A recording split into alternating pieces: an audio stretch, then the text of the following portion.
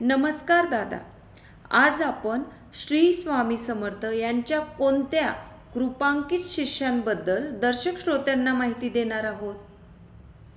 ब्रह्मांड नायक संचारेश्वर अक्कलकोट निवासी श्री स्वामी समर्थ यांच्या अनेक कृपांकित शिष्यापैकी आळंदी देवाची येथील नृसिंह सरस्वती हे एक ख्यातनाम असे शिष्य होते.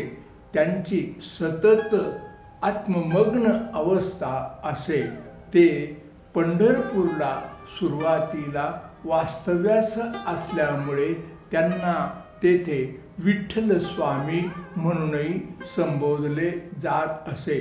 त्यांना सहज समाधी अवस्था प्राप्त करून घेण्याची क्रिया शिकण्याची तीव्र इच्छा होती. त्यासाठी ते अत्र तत्र सर्वत्र अशा गुरूंचा शोध करत राहिले, परंतु त्यांना असा गुरु मात्र मिळाला नाही. नरसिंह सरस्वती त्यांना हव्या असलेल्या गुरुचा शोध घेण्याच्या भ्रमंतीत असतानाच त्यांच्या कानावर अक्कलकोट निवासी श्री स्वामी समर्थांची महती कळताच तत्क्षणी त्यांनी अक्कलकोटाकडे प्रस्थान केले. अक्कलकोटी आल्यानंतर ते स्वामींचा शोध घेता घेता भंडारखान्याजवळ आले. तेव्हा श्री स्वामी समर्थ हे राजवाड्यात होते. सर्व साक्षी श्री स्वामी समर्थांना नरसिंह सरस्वती आल्याचे कळले. तत्क्षणी त्यांनी राजाला मृगाजीन अंथरण्यास सांगितले. थोड्याच वेळात नरसिंह सरस्वती तेथे आले.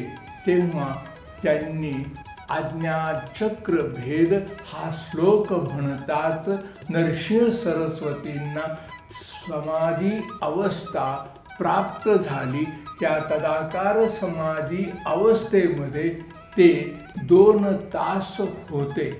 त्यानंतर श्री स्वामींनी त्यांच्यावर कृपा कटाक्ष टाकताच त्यांची समाधी उतरली. त्यानंतर श्री स्वामींनी नरसिंह सरस्वतींना आळंदीस जाण्यास सांगितले. श्री स्वामी समर्थांच्या आज्ञेनुसार नरसिंह सरस्वती आळंदी येथे आले. आळंदीला त्यांची दिनचर्या ही अतिशय आखीव रेखीव आणि शिस्तबद्ध होती. ते प्रातःकाळी उठत मुखमार्जन करत त्यानंतर योग साधनाही करत भोजन आणि विश्रांतीनंतर ते श्री स्वामी समर्थांचे नामस्मरण जपजापेही करत. त्यांना वाचासिद्धी प्राप्त झाल्यामुळे हजारो लोक त्यांच्या दर्शनासाठी येत असत. एकदा पुढे ज्ञानेश्वरांनी त्यांना स्वप्न दृष्टांत दिला.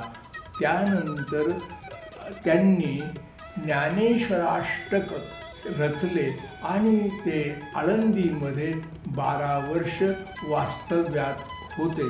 ह्या कालावधीमध्ये त्यांनी इंद्रायणी काठी घाट आणि धर्मशाळा बांधली. लोकहिताची आणि लोकोपयोगी अनेक कामे त्यांनी 12 वर्षात आळंदी येथे केली.